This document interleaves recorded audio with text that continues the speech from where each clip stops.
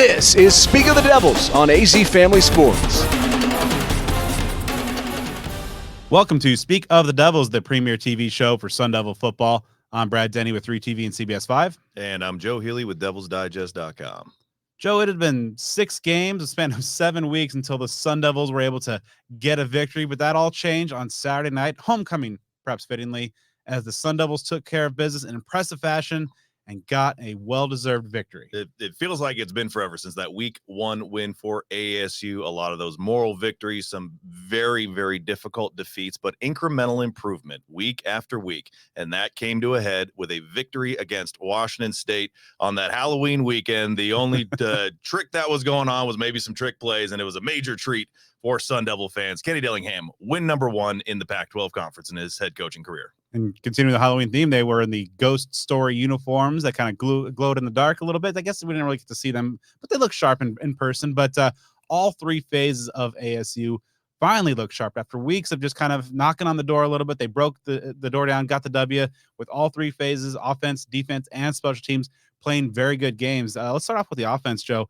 Best game of the season by far. Oh, yeah. They're setting 38 points, was a season highs in yardage, and the ground game after finding its legs with the return of Carlos Brooks last week, getting on the ground again. First time over 200 yards against an FBS opponent since 2021. Wow. And you got to tip your cap in a major way to that Sun Devil offensive line. We've talked about it every week. It's been a patchwork line, tons of injuries, personnel issues to begin with, even before the injuries. 235 rushing yards, 6.0 rushing yards per carry, 5 touchdown scores, no sacks allowed. Incredible performance by ASU's offensive line. You mentioned Carlos Brooks, man, have a day. 3 touchdowns, 67 rushing yards for the Chandler High School product who came to ASU by way of Cal. Cam Scadaboo, 100-plus yard day, 121 yards on the ground, a touchdown. Almost had a long one there that he got clipped from behind, but a really inspiring day on the ground offensively as a whole. Trenton Bourget, 274 passing yards, no touchdowns, but no turnovers. Jalen Conyers getting involved, 90 receiving yards on 4 catches with a long one where he had some beast mode stuff of his own. You could go on. Again, the best day of the year by far for the Sun Devil offense. Very encouraging. Yeah, after several weeks of just trying to find the right recipe and with that patchwork offensive line, but that line has been really impressive these last 2 games. No sacks allowed and paving the way for over 200 yards rushing, and the play calling got creative yet again in a good way. They were trying to find some ways to generate some more explosive plays, and Joe, finally those explosive plays. You mentioned the 50-yarder to Jalen Conyers as well, but just the downfield passing game. Trenton Bourget looks far more comfortable this week than he did last week against Washington, and just finding those receivers, keeping those defenses off balance was pretty impressive to see. And you saw the results in terms of being able to kind of move up and down. And unlike last week when they were able to gain the yards but not score the points, they put it all together. Absolutely. And you got a lot of guys involved in the passing game. We mentioned Conyers. Elijah Badger had 4 catches for 60 yards, including a 26-yarder. Troy O'Meary was making plays, 4 catches, 42 yards, including a 30-yarder.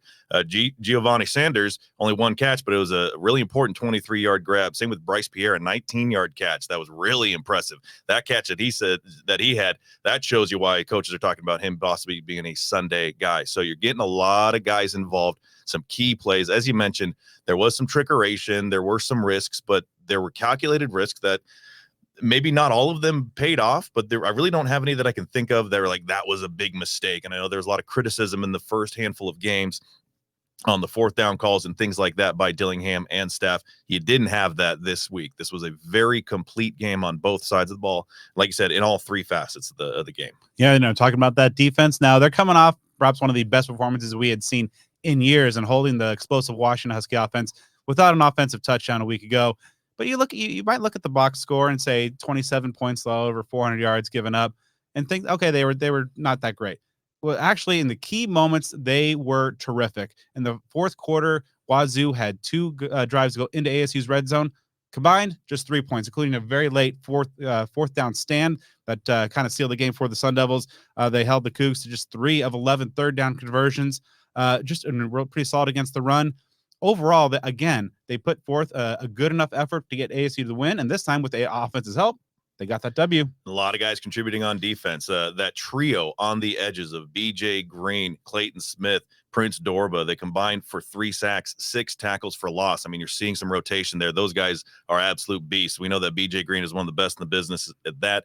The other guys playing full games. I mean, that's very, very impressive as well. Jordan Clark, I thought, had a really solid game.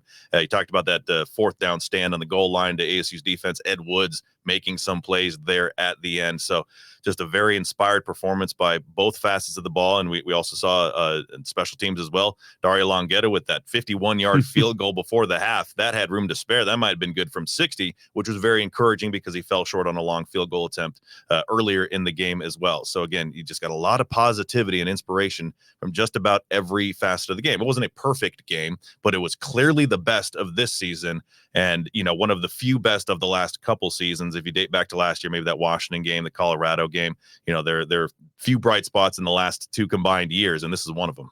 Yeah, I think the major importance beyond just getting the win is you finally have a tangible result after several weeks of just, having the trend line move up. The team's improving. You saw improvements on defense, on offense on occasion. Special teams had its moments, but was not able to put things together. Finally, it all came together. Kind of that vision of the program that Kenny Dillingham has for Sun Devil football was kind of on display. And as you mentioned, not perfect, but you'll take a 38-point outburst on offense and a defense that does its job. And now they have a very tough 4-game stretch, including 3 ranked teams at this point to finish the year. But getting this win and kind of a proof of concept game, you got to feel good about the momentum that this gives ASU down the stretch. 4 games left, some tough teams up ahead, but anything can happen. When this team is playing defense like it is, it can compete with anybody. And if the offense is chipping in as well, then again, some crazy things can happen. So maybe there's some positivity, some light at the end of the tunnel for the season after all. And after the break, we'll be talking more about this Sun Devil football team, but also taking a look ahead to ASU hoops as they get their season tipped off on November 8th. Welcome back to Speak of the Devils. Now ASU basketball season is starting soon, and the following is just a selection of our full interview that we did on the podcast episode you can find everywhere with ASU color analyst Kyle Dodd previewing the upcoming hoops season. So looking back on last year, and I guess the Bobby Healey era as a whole, there's like a topic I want to get your opinion on, because I see on the message boards and social media, there's some ASU basketball fans who are like disappointed in the fact that ASU right now is just kind of a perennial, bubble team making a lot of appearances at Dayton. That's something I wholeheartedly disagree with, because I remember not that long ago, we're getting to the NCAA tournament or even being in that conversation was a far-fetched thing. So what would your reaction be to that, to where there are people out there who kind of like generally disappointed in what Bobby Healey has done at ASU? Yeah, I think, I had a lot to speak on this exact topic late last year.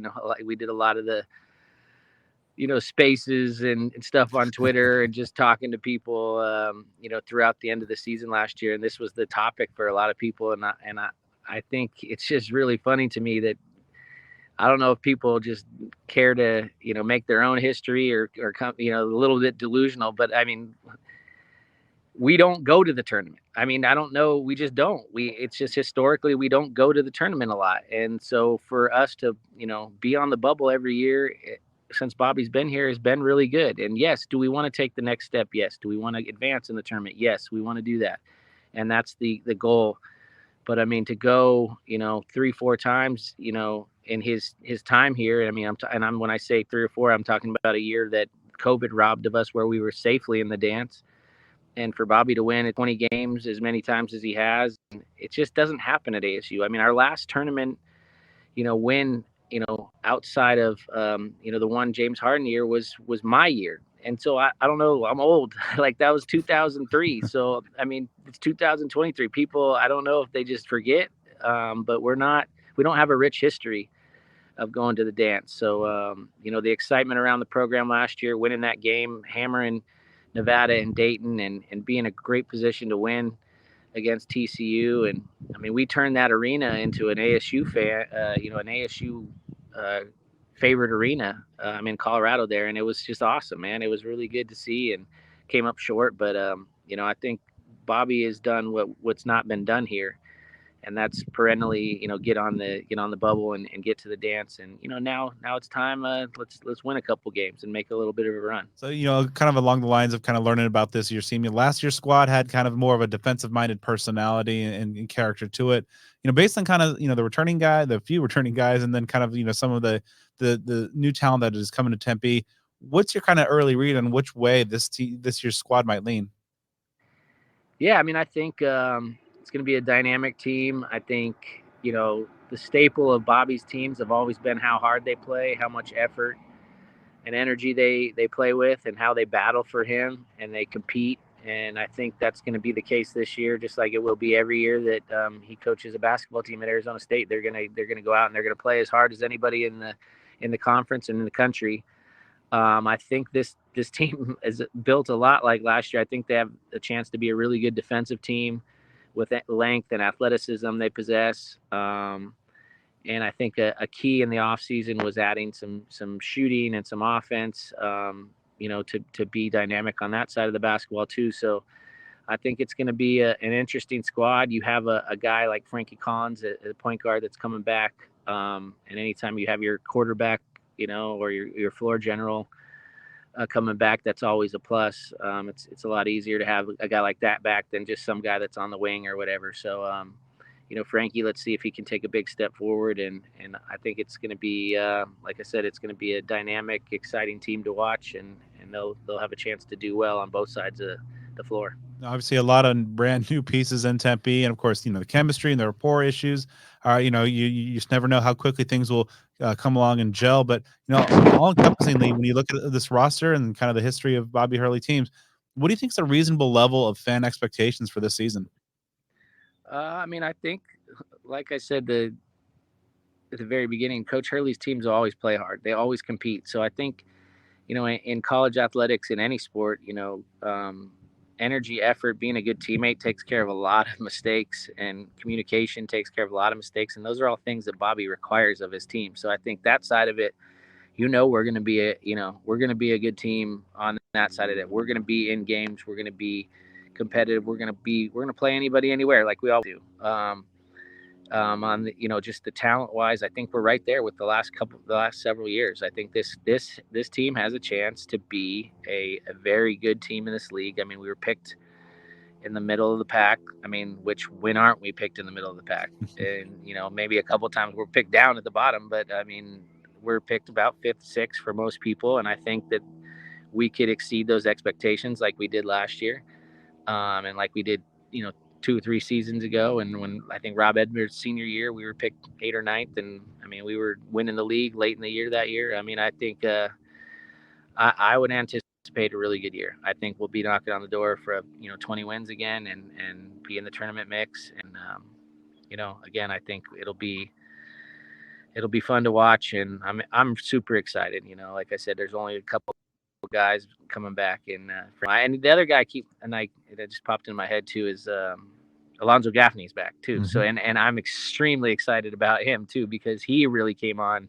I mean, Alonzo's just super long and athletic, and he really came into his own a little bit late in the year last year, and he adds a dynamic, especially defensively. They went to a 3/4 court press last year late in the year, and he added a really interesting dynamic defensively, being able to play. He's quick enough and athletic enough to move, but play and long enough to affect people on the point of that, press and kind of drop back into his zone. And so Gaffney's another guy.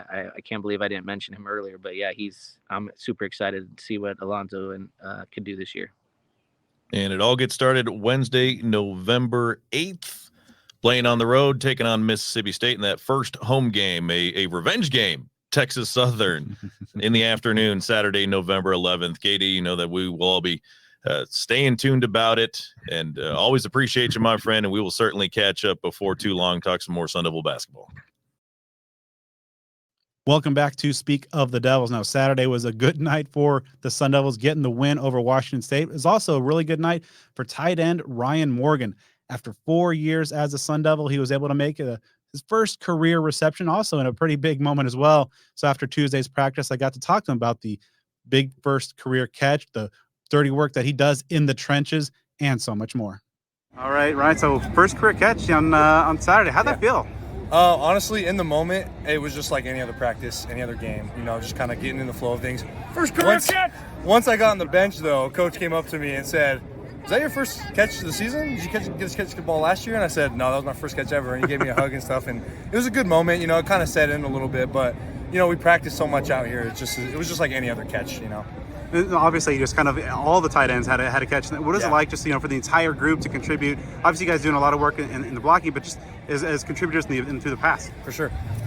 It was really exciting for me. Obviously, again, first catch, and then seeing one tight end after the next tight end get a catch. Also, it just gave me this sense of pride in our room. That like, hey, we're doing the things right in the blocking game, and we're getting rewarded in the pass game as well. And so it's encouraging, and it's a good feeling. And I feel like we are good enough to contribute to the team in that way. And so it was good to see that.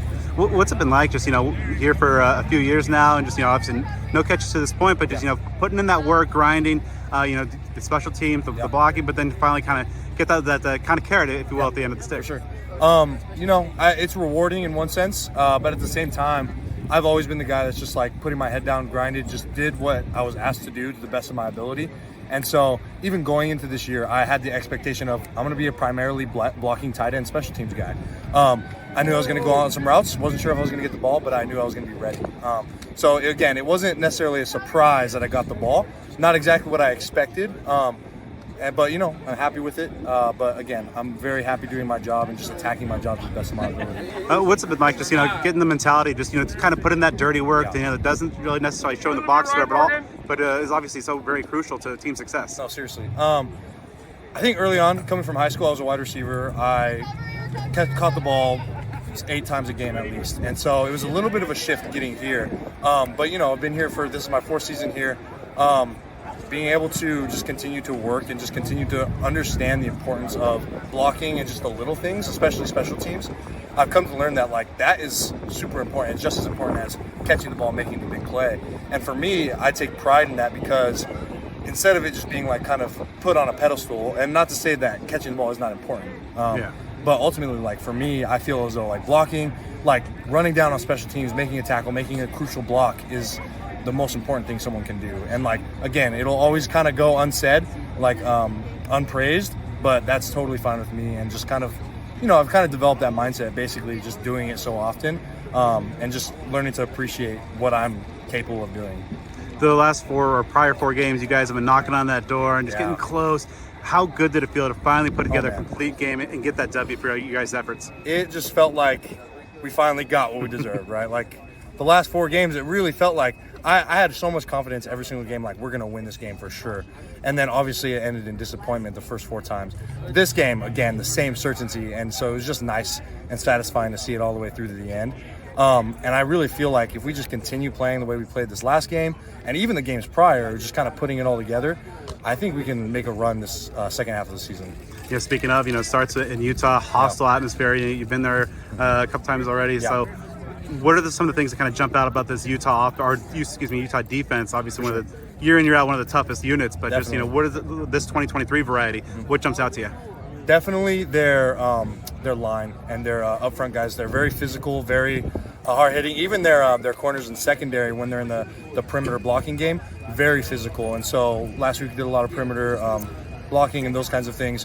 And so we got to expect that they're going to come ready to hit, be ready to. So we got to come ready to be extra physical this week.